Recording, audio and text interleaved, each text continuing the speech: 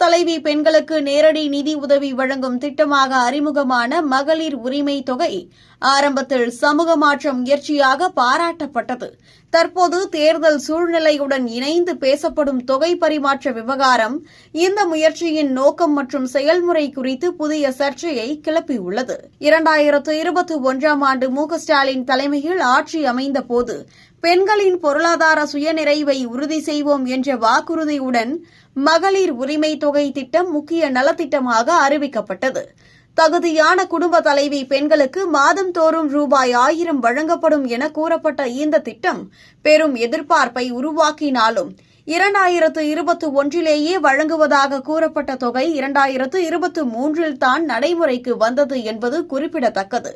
இதனால் இடைப்பட்ட மாதங்களுக்கான நிதி என்ன ஆனது, அந்த காலத்தில் ஒதுக்கீடு செய்யப்பட்டதாக கூறப்பட்ட தொகை எங்கு சென்றது என்ற கேள்வி பொதுமக்கள் மத்தியில் எழுகிறது.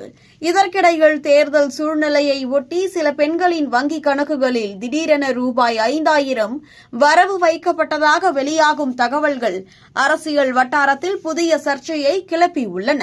இந்த தொகை குறித்து முன்கூட்டியே அரசாணை வெளியிடப்பட்டதா? யார் யாருக்கு எந்த தகுதி அடிப்படையில் வழங்கப்பட்டது? ஏன் தேர்தல் நேரத்திலேயே இந்த வரவு இடம்பெற்றது என்ற கேள்விகளுக்கு தெளிவான அதிகாரப்பூர்வ விளக்கம் வெளியாகவில்லை.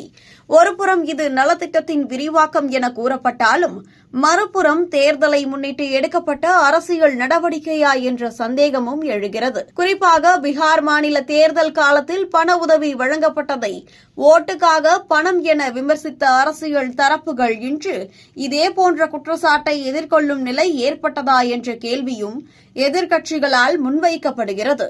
மகளிர் உரிமை என்ற பெயரில் வழங்கப்படும் இந்த நிதி உதவி பெண்களின் வாழ்வாதாரத்தை நிலையான முறையில் மேம்படுத்தும் திட்டமா அல்லது தேர்தல் அரசியலின் ஒரு பகுதியாக பார்க்கப்பட வேண்டியதா என்ற விவாதம் தற்போது தீவிரமாக பேசப்படுகிறது.